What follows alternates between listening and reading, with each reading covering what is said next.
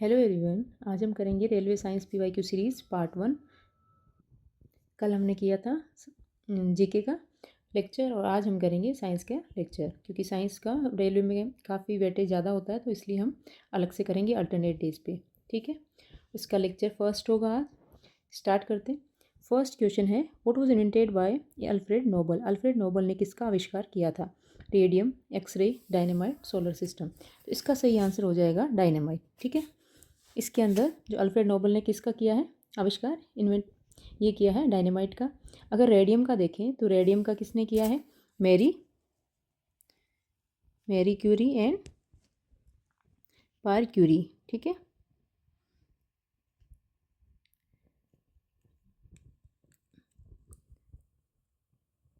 पार Curie.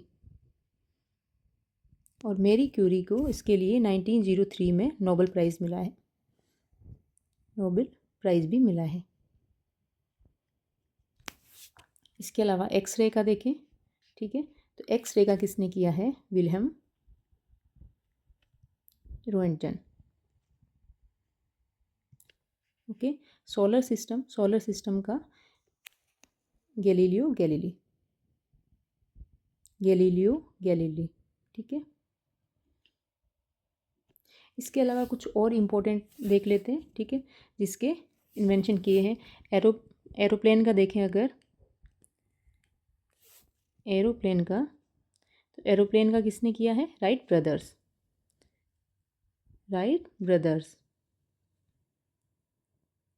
Bulb का देखें तो बल्ब का किया है एडिसन। स्टीम इंजन इसका किया है जेम्स वॉट। इसके अलावा गन पाउडर इसका किया है रोगर बेकन। और कुछ और क्वेश्चंस जो आए हैं वो भी मैं बता देती हूँ। एटॉमिक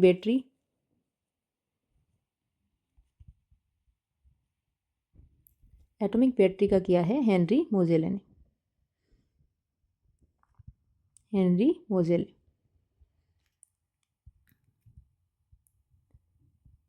ओके, इसके अलावा फाउंटेन पेन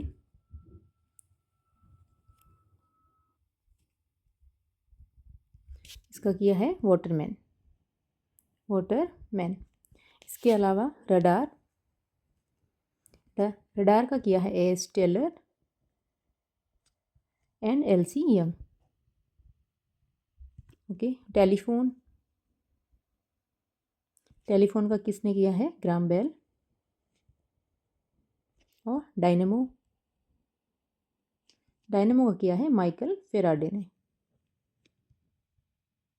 ओके, इसके अलावा इलेक्ट्रॉन प्रोटॉन, तो इसको हम कैसे याद करेंगे?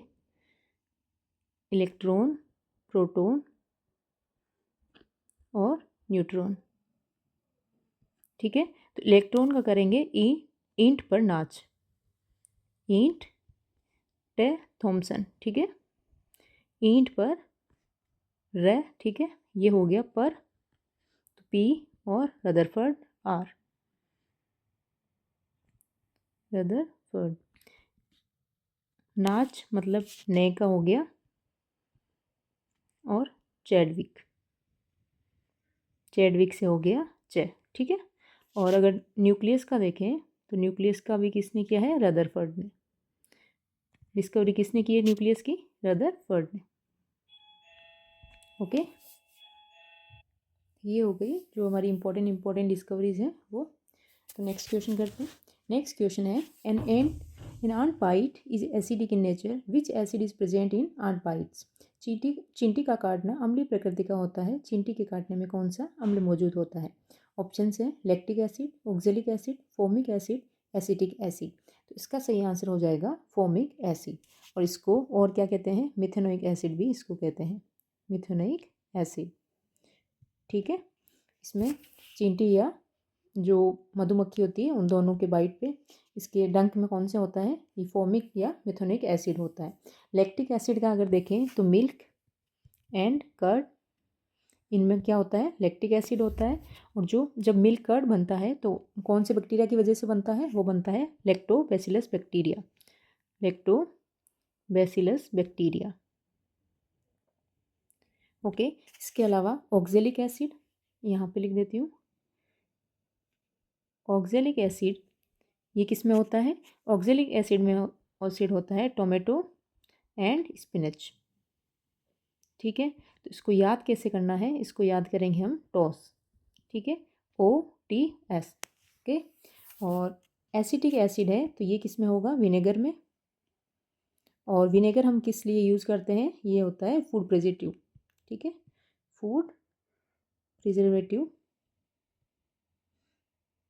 में यूज़ आता है ये। इसके अलावा कुछ और जो एसिड हैं इंपॉर्टेंट, वो मैं बता देती हूँ। ओके, यहाँ पे लिख दूँ। इसके अलावा होगा मैलिक एसिड, मैलिक एसिड जो कि किस में होता है, एप्पल्स के अंदर होता है। और इसको हम कैसे याद करेंगे, माँ। ठीक है, MAA, माँ से याद कर सकते हो इसको। और टार्टरिक एसिड होता है, टार्टरिक एसिड ये किस में होता है, ये होता है टैमरिन में। ठीक है, इसको टाटा TATA, तो इसको कैसे याद कर सकते हैं, इसको टाटा से याद कर सकते हैं। ओके, ये हो गए, और लैक्टिक हो गया, ऑक्जेलिक हो गया, फॉर्मिक हो गया, एसिटिक हो गया, मैलिक और टार्टरिक एसिड हो गया। ओके, इसके नेक्स्ट क्वेश्चन है, the Rutherford model of an atom does not describe the, जो परमाणु का रदरफोर्ड मॉडल था वो क्या वर्णन नहीं करता है, मतलब इनमें से जो ऑप्शन है इनमें से किस के बारे में इन्होंने नहीं बताया था। ऑप्शन है, चार्ज ऑफ द एटम परमाणु का आवेश, प्रेजेंस ऑफ न्यूक्लियस नाभिक की उपस्थिति, स्टेबिलिटी ऑफ द एटम परमाणु की स्थिरता, और प्रेजेंस ऑफ इलेक्ट्रॉन। तो इसका सही आंसर हो जाएगा स्टेबिलिटी ऑफ एटम। रदरफोर्ड ने जो मॉडल दिया था इसके अंदर ये देख रहे थे कि जो इलेक्ट्रॉन्स है वो किस तरीके से अरेंज्ड है एटम के अंदर। Okay, electrons arranged with in an atom, ये किस तरीके से अरेंज है। बाकी इसको अगर यहाँ देखें तो इन्होंने एक क्या किए, एक थिन गोल्ड फॉइल ली, थिन गोल्ड फॉइल ली थी, और जो अल्फ़ा पार्टिकल्स है, अल्फ़ा पार्टिकल्स को इस पर फॉल करवा, alpha particles were made to fall on thin gold foil. ठीक है, फिर इसके अंदर इन्होंने क्या देखा, जो ऑब्जर्वेशंस देखी उसमें था कि जो मोस्ट ऑफ अल्फ़ा पार्टिकल्स थे वो बिना डिफ्लेक्ट हुए वो पास हो गए थे, और कुछ अल्फ़ा पार्टिकल्स वो लार्ज एंगल से डिफ्लेक्ट हुए और कुछ स्मॉल एंगल से हुए, और बहुत ही कम अल्फ़ा पार्टिकल्स ऐसे थे जो बाउंस बैक हो गए, मतलब टर्न बैक। यहाँ से अगर सेंटर से वो क्या कर रहे हैं, सेंटर से बाउंस किए हैं तो वो अगर यहाँ पे स्ट्राइक किए तो वो वापस बैक को आ जाएंगे। ठीक है, तो इसकी ऑब्जर्वेशंस लिख देती हूँ मैं। ऑब्जर्वेशंस इसमें क्या है कि मोस्ट ऑफ अल्फ़ा पार्टिकल्स जो वो हो गए, क्या हो गए, पास, और सम alpha particles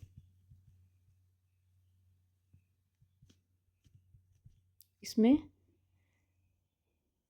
reflected by large angle और कुछ रिफ्लेक्टेड बाय स्मॉल एंगल। जो थोड़ा दूर से निकले थे तो यहाँ से जैसे निकले हैं तो इनका इतना ही डिफ्लेक्ट हुआ है ऐसे जाने की बजाय, और ये जब ज़्यादा पास से निकल रहे हैं तो ऐसे निकलना था और ये बहुत ज़्यादा डिफ्लेक्ट हुए हैं बाय स्मॉल एंगल। और जो बहुत कम थे, वेरी फ्यू अल्फ़ा पार्टिकल्स,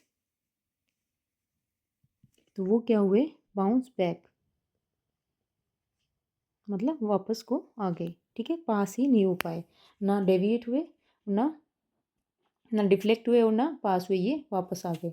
जो अल्फ़ा पार्टिकल्स हैं, मैं यहाँ पर अल्फ़ा पार्टिकल ये क्या होता है, हीलियम। ठीक है, ये हो जाएगा, ये एटॉमिक मास है और ये एटॉमिक वेट। ओके, इसमें इन्होंने क्या देखा, जो ये जो सेंटर है यहाँ पे, ठीक है, और ये माइनस, तो जो अल्फ़ा पार्टिकल्स डिफ्लेक्ट हो रहे थे वो क्या थे, जो बीच में एक मतलब ज़्यादातर डिफ्लेक्ट हो रहे हैं, तो मोस्ट ऑफ स्पेस क्या है इसका एटम का खाली है, ठीक है। मोस्ट स्पेस ऑफ एटम वो है खाली, ओके। इसके अंदर फिर जो कुछ डिफ्लेक्ट हुए हैं वो किसकी वजह से हुए होंगे, वो हुए हैं कि एक यहाँ पे हैवी पॉजिटिवली चार्ज कोई बॉडी है उसकी वजह से ये डिफ्लेक्ट हुए हैं, हैवी पॉजिटिवली चार्ज बॉडी, जिसको इन्होंने क्या बोला, इसको इन्होंने बोला है न्यूक्लियस, ठीक है। और ये with in atom, with in an atom. और जो जो बहुत मतलब बहुत ज़्यादा जो डिफ्लेक्ट हुए हैं वो मतलब न्यूक्लियस के बहुत पास से निकले होंगे, ठीक है। और जो इलेक्ट्रॉन्स है वो क्या कर रहे हैं, वो रिवॉल्व कर रहे हैं किसके अराउंड, न्यूक्लियर के अराउंड, ठीक है, न्यूक्लियस के अराउंड। और ये क्या हो गया, ये हो गया न्यूक्लियस। तो जो एटम होगा वो क्या होगा, न्यूट्रल होगा, क्योंकि न्यूक्लियस पॉजिटिव चार्ज है और इलेक्ट्रॉन क्या है, ये है नेगेटिव चार्ज, ओके। तो इसकी वजह से जो एटम होगा उसका जो चार्ज होगा वो न्यूट्रल हो जाएगा। तो इसमें अगर हम देखें क्वेश्चंस के अंदर, क्वेश्चन में स्टेबिलिटी कहीं नहीं बताई है, प्रेजेंस ऑफ इलेक्ट्रॉन पता चल गया, प्रेजेंस ऑफ न्यूक्लियस और चार्ज ऑफ एटम, ये तीनों हमें इससे जो रदरफोर्ड ने मॉडल दिया था उससे पता चल रहे थे, ठीक है। Next question, which has 3 active forms, retinal, retinol and retinoic acid. कौन से विटामिन के 3 सक्रिय रूप हैं, रेटिनल, रेटिनोल और रेटिनोइक एसिड। ऑप्शन से vitamin C, vitamin A, vitamin B, vitamin D. तो इसका सही आंसर हो जाएगा विटामिन ए। विटामिन ए में क्या होता है, रेटिनोल, मतलब इसका जो केमिकल नाम है वो क्या है, रेटिनोल है, ठीक है। तो इसके अंदर हम जो विटामिन है वो कितने टाइप्स के होते हैं, वो होते हैं 2 टाइप्स के, फैट सोल्यूबल और वाटर सोल्यूबल, वाटर सोल्यूबल। जो फैट सोल्यूबल है वो क्या है, के, ई और डी, ए। तो इसको कैसे याद करेंगे, कीड़ा, ठीक है। और fat soluble B and C, B C, okay. इसके अलावा अगर हम देखें जो विटामिन ए, ये आगे आगे वाले पेज पे लिख देती हूँ पूरा टेबल बना के, ठीक है। और इसमें इसके अंदर यहाँ पे विटामिन, यहाँ पे केमिकल नेम,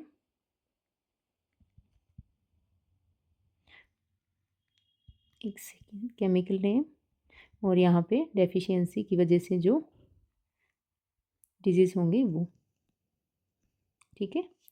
विटामिन ए अगर देखें तो ए का क्या नाम है, केमिकल नेम है रेटिनोल। और जब विटामिन ए की डेफिशिएंसी हो जाती है बॉडी में तो इससे क्या होता है, इससे होता है xerophthalmia and night blindness, night blindness, ठीक है।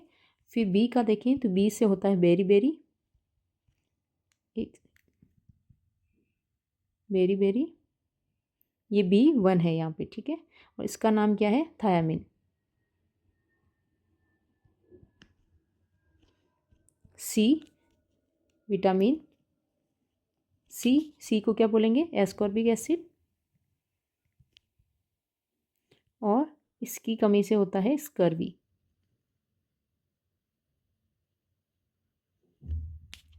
विटामिन डी, विटामिन डी को क्या बोलेंगे, कैल्सीफेरोल, और इसकी वजह से कौन सा होता है, रिकेट्स, जो बोन्स में डिजीज होती है, ठीक है। और इसके अलावा ई को बोलेंगे टोकोफेरोल, टोकोफेरोल। और ई की वजह से क्या होता है, एंटी स्टेरिलिटी, मतलब जिनके बच्चे नहीं होते, ठीक है। के को बोलेंगे फाइलोक्विनन, फाइलोक्विनाइन, क्विनोन। और इसकी वजह से क्या होता है, ब्लड क्लॉट नहीं बनते, नो ब्लड क्लॉटिंग।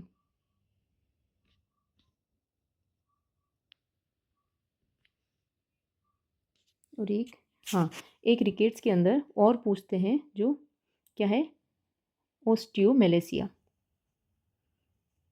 ये भी कई बार क्वेश्चन आया हुआ है। इसमें क्या होता है, जो बोन्स होती है वो सॉफ्ट हो जाती है। वो भी किसकी वजह से होता है, जब विटामिन डी की कमी हो जाती है बॉडी के अंदर। ठीक है, इसके अलावा विटामिन जो बी के कॉम्प्लेक्स हैं वो देखें, वो कितने हैं, 8 कॉम्प्लेक्स हैं, 8 कॉम्प्लेक्सेस। तो इसमें विटामिन बी और केमिकल नेम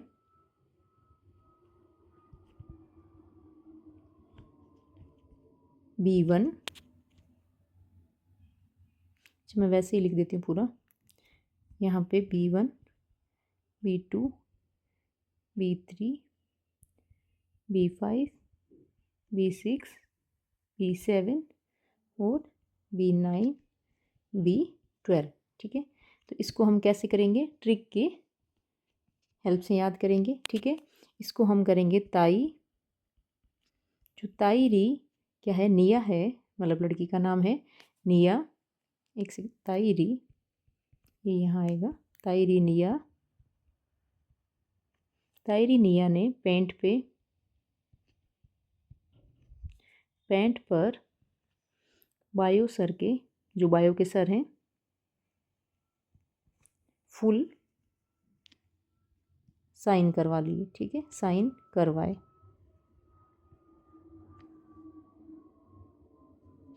इसको मैं रेड से कर देती हूँ ताकि आपको पता रहे। अब इसके जो केमिकल नाम है वो थाई से हो जाएगा, ताई से हो जाएगा थायामीन, B1 का नाम हो गया थायामीन, और री से राइबोफ्लेविन,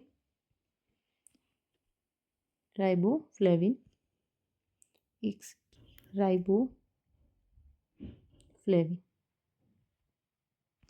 ठीक है, निया से नियासिन, पेंट से हो जाएगा पेंटाथोनिक एसिड,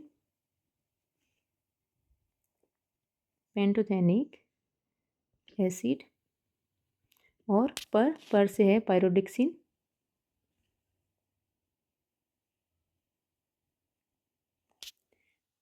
बायो से है बायोटीन,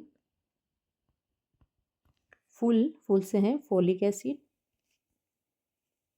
साइन करवाए, कर से हो जाएगा, मतलब साइन से सी है ना, तो साइनोकोबालेमिन।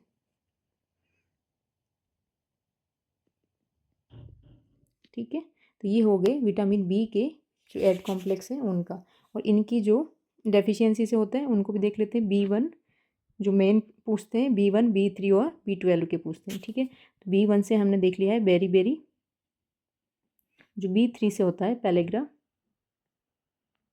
और जो B12 से है वो है पर्नीसियस एनीमिया,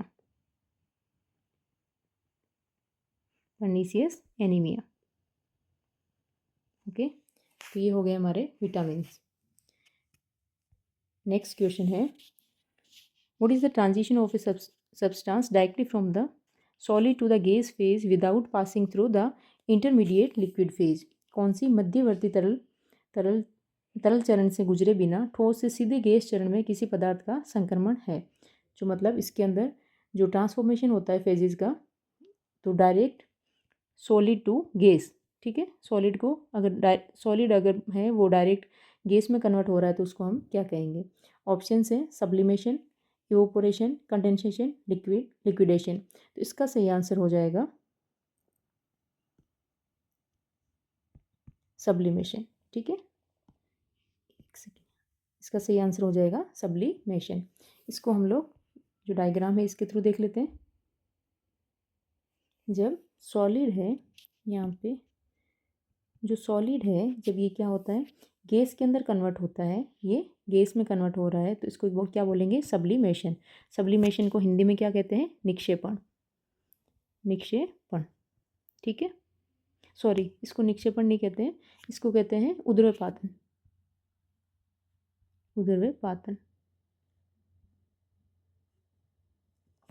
और जब गैस किस में कन्वर्ट हो रहा है, गैस सॉलिड के अंदर कन्वर्ट हो रहा है, तो इसको बोलेंगे हम डिपोजिशन, और इसको बोलते हैं निक्षेपण। मतलब डायरेक्ट बिना लिक्विड में कन्वर्ट हुए डायरेक्ट किस में कन्वर्ट होगा, ये होगा सॉलिड के अंदर कन्वर्ट। ठीक है, और जब लिक्विड क्या होगा, जब सॉलिड है वो किस में कन्वर्ट हो, सॉलिड किसके अंदर कन्वर्ट हो, लिक्विड के अंदर, तो इसको बोलेंगे मेल्टिंग, मतलब मेल्ट हो जाना, पिघल जाना। और लिक्विड सॉलिड में हो तो इसको बोलेंगे फ्रीजिंग, मतलब जम जाना। ठीक है। और जब लिक्विड गैस में होगा कन्वर्ट, ये क्या हो रहा है, लिक्विड गैस के अंदर कन्वर्ट होगा तो इसको कहेंगे इवापोरेशन, मतलब वाष्पीकरण, वाष्पीकरण। ठीक है। और जब गैस किस में कन्वर्ट होगा, लिक्विड के अंदर, तो इसको बोलेंगे कंडेंसेशन, इसका हो जाएगा संघनन, संघनन। ठीक है। ये हो गए जो फेजेज एक दूसरे में जो कन्वर्ट हो जाते हैं उसका। Next question, primary growth in plants occurs by, पौधों में प्राथमिक वृद्धि निम्न द्वारा होती है। ऑप्शन से vertical meristem, lateral meristem, intercalary meristem और एपिकल मेरिस्टम। तो इसका हमें बताना है कि जो टिश्यूज़ है वो प्राइमरी ग्रोथ के अंदर कौन कौन से शामिल होते हैं। ऑप्शन से B C D, A B C D and C D. तो इसका सही आंसर हो जाएगा सी और डी। ठीक है। तो इसका सही आंसर क्या है, डी।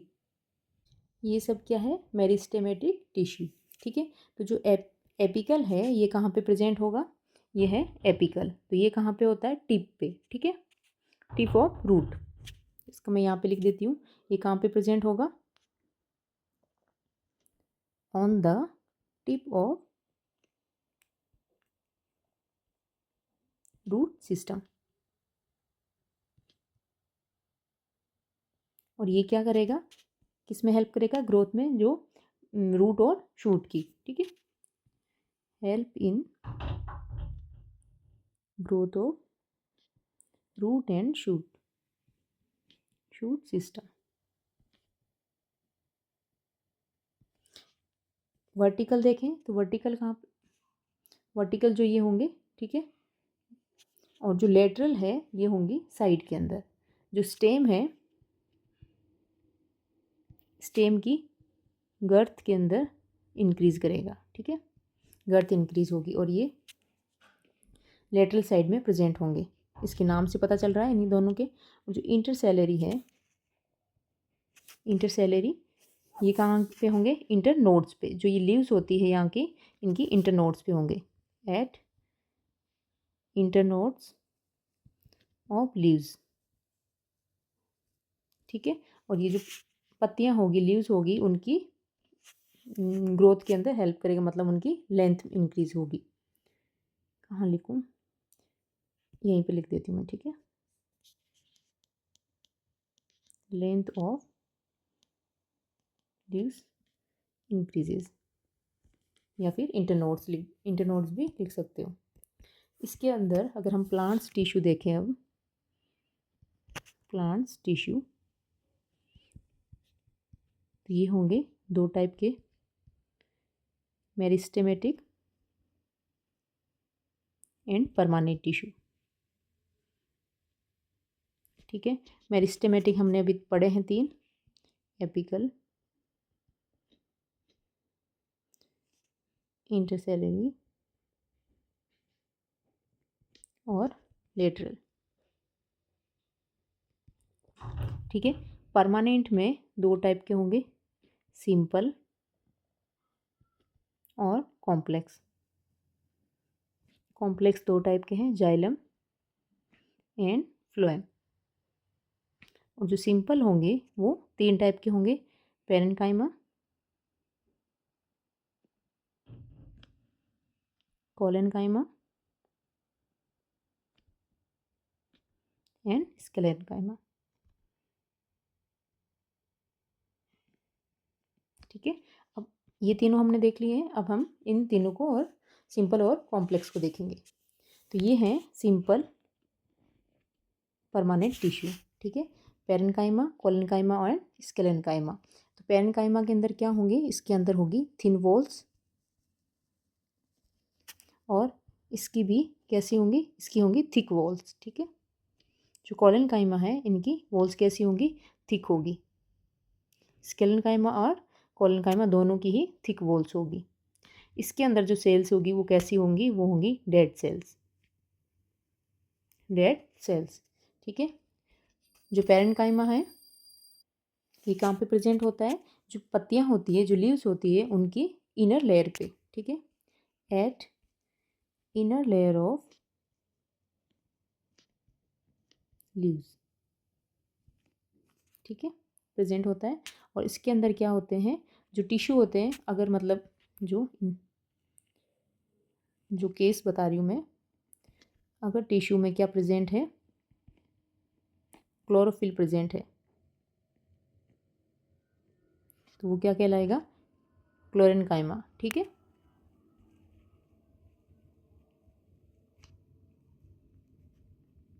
और अगर एयर स्पेस है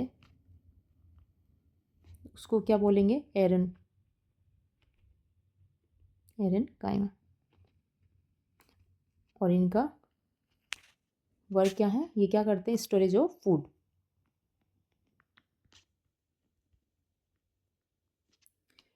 अगर कॉलेनकाइमा का देखें तो कॉलेनकाइमा क्या करते हैं, फ्लेक्सिबिलिटी प्रोवाइड करते हैं, प्रोवाइड फ्लेक्सिबिलिटी। और इनके अंदर क्या होता है, इनमें जो स्पेस ज़्यादा होता है, यहाँ पे हम देख रहे हैं बहुत ज़्यादा स्पेस है इनके अंदर, जो है इंटरसेलुलर जो स्पेस होगा जो एक दूसरे की सेल्स के अंदर, वो कम होगा, लेस इंटरसेलुलर स्पेस। ओके, इसके अंदर क्या होता है, डेड सेल्स होती है, तो ये कहाँ पे प्रेजेंट होगा, जो जैसे कोकोनट की जो हस्क वगैरह, जो खाल, वो जो छाल वगैरह होती है उसमें प्रेजेंट होता है, in bark and husk of coconut. और ये क्या करेगा, टफनेस प्रोवाइड करेगा, प्रोवाइड टफनेस एंड टर्जिडिटी, मतलब strength and turgidity and strength. Okay, तो ये हमारे हो गए सिंपल परमानेंट टिश्यू। अब हम देखेंगे कॉम्प्लेक्स। कॉम्प्लेक्स में क्या है, एक जाइलम होगा और एक फ्लोएम होगा। तो ये क्या करेंगे, जो जाइलम होगा वो ट्रांसपोर्ट करेगा मिनरल्स एंड वाटर का, ट्रांसपोर्ट मिनरल एंड वाटर, ठीक है। फ्लोएम करेगा किसका, ट्रांसपोर्ट, ये करेगा फूड का। इसके अंदर जो सेल्स होगी वो क्या होंगी, डेड होंगी, सेल्स आर डेड। इसके अंदर सेल्स लिविंग होंगी, ठीक है। ये वन वे होता है, मतलब रूट से लीव्स की ओर, नीचे से ऊपर की ओर ये जैसे जा रहा है, ठीक है। रूट से जो वाटर और जो मिनरल्स होंगे वो एब्जॉर्ब करेंगे और ऊपर को स्टेम से होते हुए लीव्स तक जाएंगी। जो फ्लोएम होता है इसमें क्या होता है, इसमें होता है टू वे ट्रांसपोर्ट, ठीक है, मतलब ऊपर से नीचे की और नीचे से ऊपर की ओर। Okay, next question, what is the common name of the solution of calcium hydroxide. जो कैल्शियम हाइड्रोक्साइड के घोल होता है उसका सामान्य नाम क्या है, lime water, diet soda, salt solution, vinegar. तो इसका सही आंसर हो जाएगा लाइम वाटर, ठीक है। इसका फॉर्मूला क्या होता है, CaOH ट्वाइस, ठीक है। ये क्या है, कैल्शियम हाइड्रोक्साइड। इसको क्या बोलेंगे, इसको बोलेंगे लाइम वाटर या फिर स्लेक्ट लाइम भी बोलते हैं इसको, लाइम वाटर या स्लेक्ट लाइम। ये बनता कैसे है, ये बनता है CaO, मतलब ये क्या होगा, कैल्शियम ऑक्साइड, कैल्शियम ऑक्साइड है। इसको क्या बोलते हैं, इसको बोलते हैं क्विक लाइम, क्विक लाइम। इसके अंदर जब वाटर ऐड करते हैं तो इससे बनता है स्लेक्ट लाइम या lime water, CaOH whole twice. इसको बोलेंगे कैल्शियम हाइड्रोक्साइड, ठीक है, कैल्शियम हाइड्रोक्साइड या लाइम वाटर और स्लेक्ट लाइम। जो स्लेक्ट लाइम है, CaOH होल ट्वाइस, ये क्या है, कैल्शियम हाइड्रोक्साइड है। इसको जब हम CO2, इसमें CO2 पास करवाते हैं तो ये क्या बनता है, ये बनता है CaCO3, कैल्शियम कार्बोनेट और H2O, ठीक है।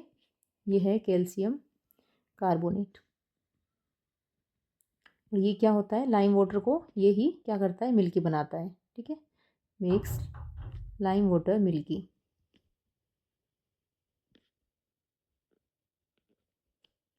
और ये सिलेक्ट लाइम है। और अगर जब हम स्लेट लाइम को स्लेट लाइम मतलब Ca होल ट्वाइस, इसमें से क्या पास करवाते हैं, Cl2 क्लोरीन पास करवाते हैं, तो ये क्या बन जाता है, CaOCl2 कैल्शियम ऑक्सीक्लोराइड। ठीक है, प्लस H2O। और इसी को हम क्या कहते हैं, इसी को हम कहते हैं ब्लीचिंग पाउडर। ये क्वेश्चन आए हुए हैं, ठीक है, जो ब्लीचिंग पाउडर है इसका फॉर्मूला वगैरह, ब्लीचिंग पाउडर। इसके अलावा कुछ और अगर देखें, बेकिंग सोडा, बेकिंग सोडा ये क्या होगा, ये होगा NaOH NaHCO3 मतलब sodium bicarbonate, sodium bicarbonate. Okay, इसके अलावा washing soda, washing soda, washing soda क्या होगा, Na2CO3 10H2O। ठीक है, Na2 ये क्या होगा, सोडियम कार्बोनेट, ये है बाइकार्बोनेट, ये है कार्बोनेट। इसके अलावा प्लास्टर ऑफ पेरिस, ये हो जाएगा CaSO4 calcium sulphate half H2O। और जिप्सम अगर देखें तो ये होगा CaSO4 2H2O। ठीक है, ये हो गए। इसके अलावा जो गैसेज हैं, लाफिंग गैस, लाफिंग गैस तो ये क्या होती है, N2O, इसको क्या बोलते हैं, नाइट्रस ऑक्साइड। वाटर गैस ये हो जाएगी CO+H2।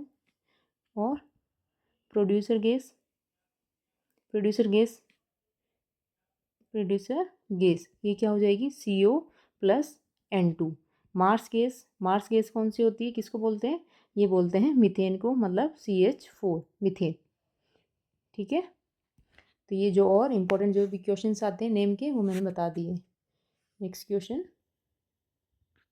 Twinkling of stars is related to the phenomenon of, तारों का टिमटिमाना किस किस घटना से संबंधित है। ऑप्शंस हैं, रिफ्रैक्शन ऑफ लाइट प्रकाश का अपवर्तन, डिस्पर्जन ऑफ लाइट प्रकाश का फैलाव, इंटरफेरेंस ऑफ लाइट प्रकाश का हस्तक्षेप, और रिफ्लेक्शन ऑफ लाइट प्रकाश का परावर्तन। ठीक है, तो इसका सही आंसर हो जाएगा रिफ्रैक्शन, रिफ्रैक्शन ऑफ लाइट।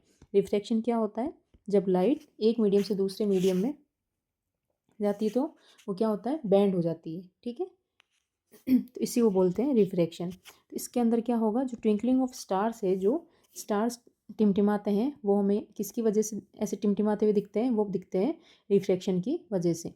जब जो स्टार्स की जो लाइट है वो अर्थ एटमॉस्फेयर से टकराएगी, मतलब जब अर्थ एटमॉस्फेयर पे आएगी तो वो क्या होगी, बैंड हो जाएगी। उसकी वजह से हमें वो मतलब टिमटिमाते हुए दिखते हैं कि एक बार इधर एक बार इधर, मतलब उनकी एक्चुअल पोजीशन अलग होती है और वो दिखते दूसरी जगह है। क्योंकि इसमें क्या होता है, जो ये चेंज किस मतलब जो बैंड है वो किसकी वजह से होता है, जो एयर डेंसिटी होती है उसमें चेंज होता है। ठीक है, उसी की वजह से जो एटमॉस्फेयर वेरीज करता है। ओके, और जो रिफ्रैक्शन है इसकी वजह से और क्या क्या होता है, रिफ्रैक्शन की वजह से जो सनसेट और जो सनराइज़ है, ठीक है, वो भी क्या होता है, टाइम से पहले और टाइम के बाद दिखता है। तो इसमें क्या है, एडवांस सनराइज़, मतलब जब सनराइज़ होता नहीं है उससे पहले ही हमें लगता है कि सनराइज़ हो चुका है। Advance sunrise and delayed sunset, मतलब जब सनसेट हो जाता है उसके बाद तक हमें दिखता है कि अभी भी सनसेट हो रहा है। ठीक है, और इसके अलावा जो कॉइन, जैसे हम पानी में कॉइन डालते हैं तो वो क्या होता है, हमें ऊपर उठा हुआ लगता है। Coin appears to raised in water. ठीक है, जब पेंसिल सबमर्ज करते हैं पानी के अंदर तो वो क्या लगती है, वो हमें ऐसे लगती है जैसे बैंड हो रही है। पेंसिल अपीयर्स बैंड इन वाटर। ठीक है, इसके अलावा और जो देखें स्कैटरिंग की वजह से, स्कैटरिंग की वजह से क्या होता है, जो ब्लू कलर होता है स्काई का, ब्लू कलर ऑफ स्काई, ये किसकी वजह से दिखता है हमें, स्काई का ब्लू कलर वो दिखता है स्कैटरिंग की वजह से, ठीक है। और जो red colour of sun during sunrise and sunset, जो सब जब सनराइज और सनसेट होता है तो हम उसके पास क्या दिखता है, सन का रेड कलर दिखता है, तो वो भी किसकी वजह से दिखता है, स्कैटरिंग की वजह से, ड्यूरिंग सनसेट एंड सनराइज, ठीक है। इसके अलावा जो रेनबो है, इसमें क्या क्या होता है, इसमें होता है refraction, total internal reflection, total internal reflection TIR, plus इसमें क्या होता है, इसमें होता है डिस्पर्जन। तो ये इसमें पहले होता है रिफ्रैक्शन होता है, फिर टोटल इंटरनल रिफ्लेक्शन होता है, फिर उसके बाद डिस्पर्जन होता है, मतलब जो लाइट होती है वो अलग अलग कलरों में स्प्रेड हो जाती है, उसको बोलते हैं डिस्पर्जन। और इसके अलावा जो मिराज है, ये किसकी वजह से दिखता है, ये दिखता है refraction and total internal refraction plus TIR, ठीक है। इस क्वेश्चन में यही पूछा था। डिस्पर्जन क्या होता है, जब एक लाइट अलग अलग कलरों में स्प्रेड हो जाती है, जो विबग्योर बनता है, ठीक है, 7 कलर्स में। इंटरफेरेंस में क्या होता है, एक मतलब एक से ज़्यादा जो वेव्स होती है, लाइट वेव्स, वो इंटरेक्ट करती है एक दूसरे से। रिफ्लेक्शन के अंदर क्या होता है, मतलब वो वापस रिफ्लेक्ट कर जाती है। Okay, next question, excessive curvature of eye lens leads to, जो आंखों के लेंस की अत्यधिक वक्रता से क्या होता है, मतलब कौन सी जो डिफेक्ट हो जाता है वो हो जाता है, हाइपरमेट्रोपिया, कैटरेक्ट, मोतियाबिंद, कलर ब्लाइंडनेस, रतौंधी और मायोपिया, मतलब निकट दृष्टता। तो इसका सही आंसर हो जाएगा मायोपिया, ठीक है। जो कर्वेचर बहुत ज़्यादा हो जाता है तो उसकी वजह से क्या होता है, मायोपिया हो जाता है, ठीक है। इनको हम सबको एक एक करके देख लेते हैं। ये है मायोपिया। तो इसके अंदर क्या होता है, जो मायोपिया है इसको बोलते हैं near sightedness, near sightedness, near sightedness, ठीक है। इसके अंदर क्या होते हैं, जो दूर के ऑब्जेक्ट होते हैं वो हमें ढंग से विजिबल नहीं होते, फार ऑब्जेक्ट्स नॉट विजिबल। और जो फोकल लेंथ होती है वो क्या कर जाती है, वो डिक्रीज हो जाती है, focal length decrease and power increases, क्योंकि जो पावर होता है वो क्या होता है, 1/4 फोकल लेंथ, मतलब इन्वर्सली प्रोपोर्शनल होता है। तो जो इमेज बनती है वो कहाँ पे बनती है, जैसे ये रेटिना है, ठीक है, ये यहाँ पे इमेज बननी चाहिए, बट इसमें क्या होता है, रेटिना से पहले ही इमेज बन जाती है। तो इमेज फॉर्म बिफोर रेटिना, ठीक है। और जो ये करेक्शन होता है ये कौन सी लेंस की वजह से होता है, आप ये कॉनकेव लेंस जिसको क्या बोलते हैं, डाइवर्जिंग लेंस भी बोलते हैं, डाइवर्जिंग लेंस। जब ये कॉन्वेक्स जो कॉनकेव लेंस यूज़ करते हैं उसकी वजह से ये वापस क्या होता है, रेटिना पे इमेज बनती है और ये हमें सही दिखने लगता है, ठीक है। नेक्स्ट क्वेश्चन है, सॉरी नेक्स्ट है, ये सही नहीं लिखा हुआ है, हाइपरमेट्रोपिया, ठीक है। इसमें क्या होता है, हाइपरमेट्रोपिया को कहते हैं फार साइडनेस, हाइपरमेट्रोपिया इसको बोलते हैं फार साइडनेस, मतलब इसमें क्या होता है, दूर का तो दिखता है बट पास का क्लियर नहीं दिखता है, फार साइडनेस। तो जो नियरली ऑब्जेक्ट होते हैं वो हम क्लियरली देख नहीं पाते, नियरली ऑब्जेक्ट नॉट विजिबल। और ये किसकी वजह से होता है, मतलब ये एक एज के साथ साथ भी होता है, ठीक है। अब वो 40 या 45 जो एज होती है उनको ज़्यादा होते हैं ये। और ये करेक्शन किस मतलब कौन से लेंस के उससे करते हैं, वो हम करते हैं कॉन्वेक्स लेंस। ठीक है, कॉन्वेक्स लेंस यूज़ करेंगे स्पेक्स के अंदर, तब ये हमें क्या होगा, पास का दिखेगा। इसके अंदर क्या होता है, जो इमेज फॉर्म होती है वो रेटिना के बिहाइंड होती है। ठीक है, इमेज फॉर्म बिहाइंड रेटिना, मतलब रेटिना के पीछे बनने लग जाती है इमेज, बिहाइंड रेटिना। जो इमेज है वो बिहाइंड रेटिना बन रही है, मतलब यहाँ बननी चाहिए थी, ये कहाँ बन रही है, यहाँ पे। और जब करेक्शन हो जाएगा, लेंस करेक्शन करेक्ट कर देंगे, ठीक है, जब लेंस यूज़ कर रहे हैं तो इसके बाद कहाँ बन जाएगी, वापस रेटिना पे। इसके अलावा जो और है एस्टिग्मेटिज्म, ठीक है, ये कैसे होता है, इसकी वजह से क्या होता है, जो यहाँ पे है, ठीक है, जो रेटिना यहाँ पे बननी चाहिए, इसमें क्या हो जाता है, बाई फोकल, मतलब दो जगह फोकल लेंथ इसमें स्प्रेड हो जाती है, और जो फोकल जो पॉइंट्स है वो दो बन जाते हैं। ठीक है, तो इसको जो करेक्ट यहाँ पे लिख देती हूँ मैं, फोकल पॉइंट्स मल्टीपल भी हो सकते हैं और दो भी हो सकते हैं, टू और मोर। और इसमें जो करेक्शन होता है वो कैसे होता है, करेक्शन हो जो सिलेंड्रिकल लेंसेज होते हैं उनकी उनसे करेक्ट किया जाता है, करेक्शन होता है सिलेंड्रिकल लेंसेज, सिलेंड्रिकल लेंसेज। ठीक है, और जो ग्लूकोमा होता है, ग्लूकोमा और ट्रेकोमा, ठीक है, तो इन दोनों में क्या हो जाता है, जो आई प्रेशर होता है वो बढ़ जाता है, आई प्रेशर इंक्रीज। ओके, और जो ट्रेकोमा होता है ये किसकी वजह से होता है, ये bacterial infection.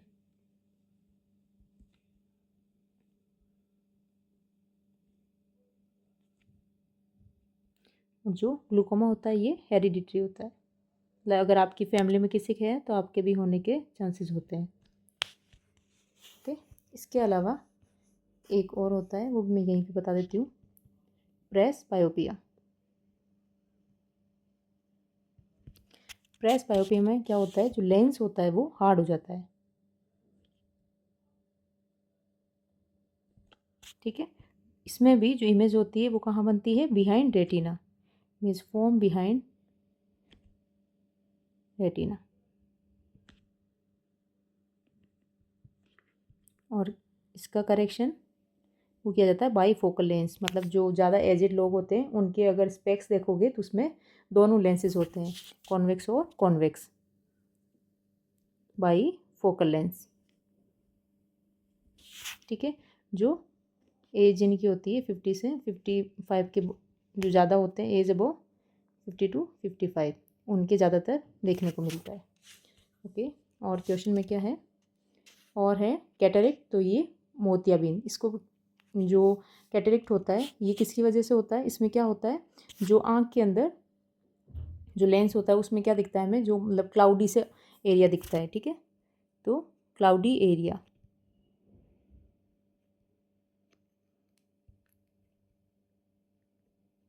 In the lens of eye. और जो कलर ब्लाइंडनेस होती है इसमें क्या होते हैं, जो कॉन सेल्स होती है या तो वो ढंग से वर्क नहीं कर रही या एब्सेंट होती है, नॉट वर्किंग प्रॉपरली।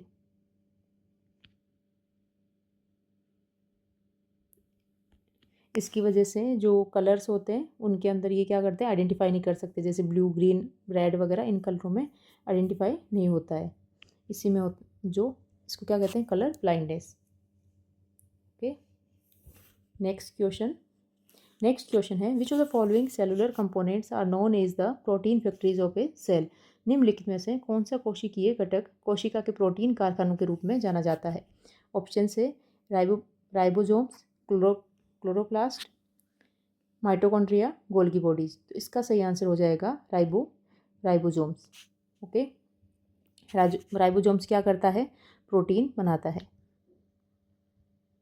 मतलब प्रोटीन सिंथेसिस करता है, और इसको क्या बोलते हैं, protein factory of cell, protein factory of cell. Okay. जो क्लोरोप्लास्ट है ये किसके लिए रिस्पॉन्सिबल होता है? ये होता है फोटोसिंथेसिस के लिए। फोटोसिंथेसिस। अगर माइटोकॉन्ड्रिया का देखें, ये इससे लिख देती हूँ माइटोकॉन्ड्रिया, तो इसको हम क्या बोलते हैं? किचन ऑफ सेल या power house of cell. Kitchen या power house.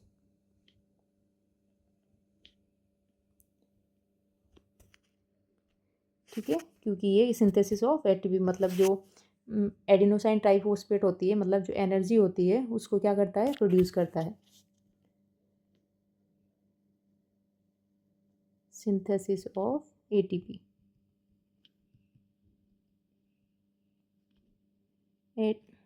Adenosine triphosphate,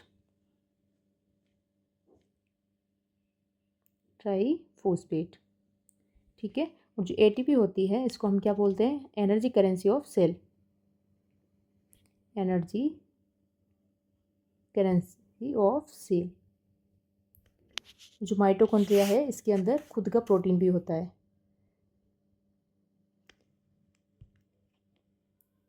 produce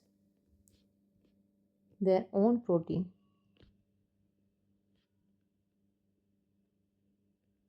और इसमें डीएनए भी प्रेजेंट होता है, डीएनए फॉर्म।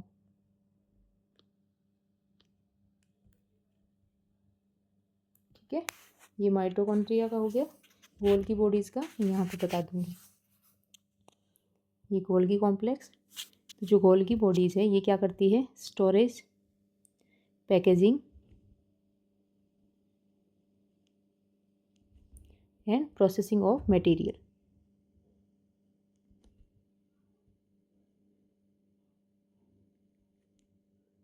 ठीक है, और जो ये किस में हेल्प करती है? ये हेल्प करती है synthesis of carbohydrate.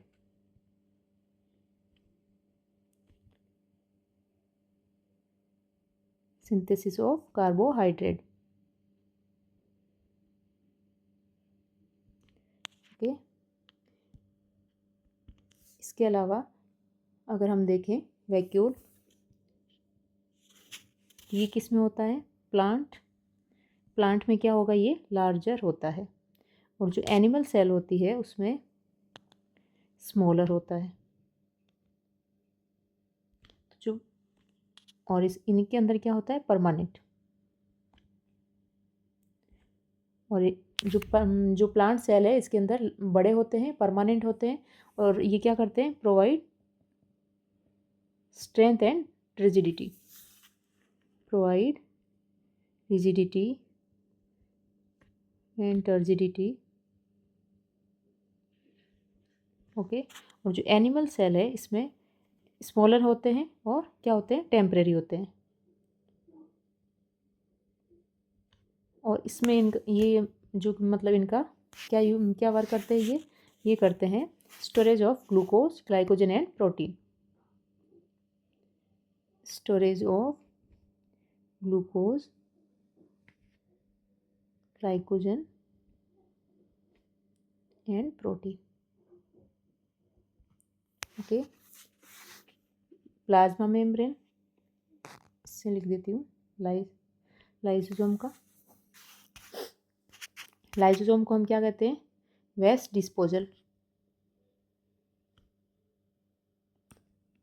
Disposal of cell. और इसके अलावा इसको हम क्या कहते हैं? Suicidal bag. ठीक है। और ये किस में हेल्प करता है? ये जो इंट्रासेलुलर जो डाइजेशन होता है उसके अंदर हेल्प करता है। डायरेक्ट लिख रही हूँ मैं, intra cellular digestion.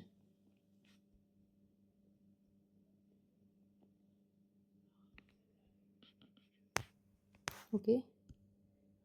Plasma membrane या इसी को हम कहते हैं सेल मेम्ब्रेन। ठीक है, तो ये क्या करता है? प्रोटेक्ट करता है सेल को। और किसका बना होता है? Protein plus lipid.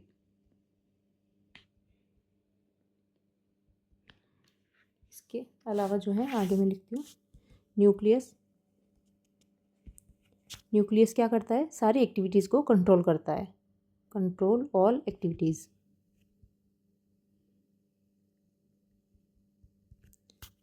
ठीक है, इसके अंदर जो न्यूक्लियोलस होता है, न्यूक्लियस, ये किसका बना होता है, प्रोटीन एंड आरएनए। और जो क्रोमेटिन होते हैं, जो किसके लिए रिस्पॉन्सिबल होते हैं, जो हेरिडिटरी कैरेक्टर्स होते हैं ट्रांजिट करने के लिए। ठीक है, वो आगे से आगे जो ट्रांसमिट होते हैं, ये किसके बने होते हैं, प्रोटीन एंड डीएनए। और यही रिस्पॉन्सिबल होते हैं हेरिडिटरी कैरेक्टर्स के लिए, ट्रांसमिट हेरिडिटरी कैरेक्टर्स।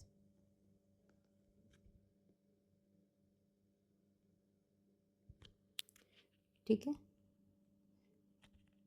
क्रोमोसोम होते हैं, कितने पेयर होते हैं, ये होते हैं 23 पेयर्स। इसके अंदर 22 ये ऑटोसोमल होंगे, और जो 1 पेयर होगा वो सेक्स क्रोमोसोम का। ठीक है, जो इसके अंदर अगर हम देखें तो मेल में XX होते हैं और फीमेल में XY होता है। इसके अलावा और क्या बच रहा है, लाइसोसोम हो गया, न्यूक्लियर मेम्ब्रेन, वैक्यूल, साइटोप्लाज्म। ठीक है, ER, ओके, जो एंडोप्लाज्मिक रेटिकुलम होते हैं।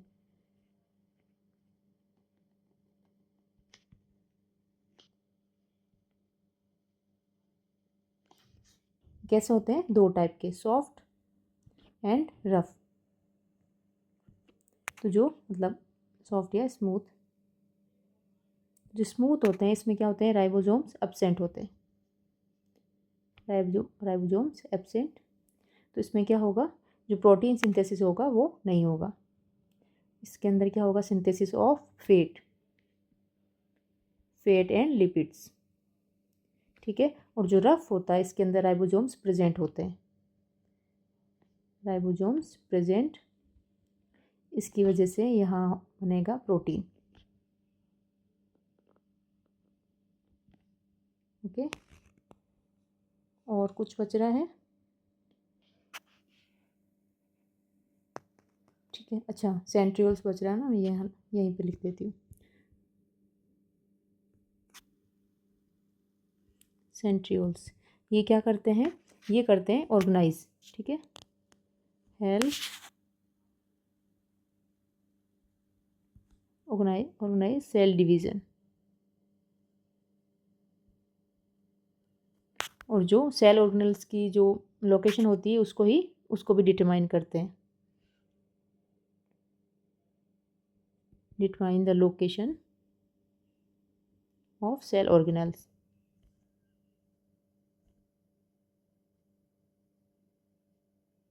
ओके, तो ये हो गए जो सेल के जो अलग अलग डिफरेंट कंपोनेंट्स होते हैं उनके बारे में।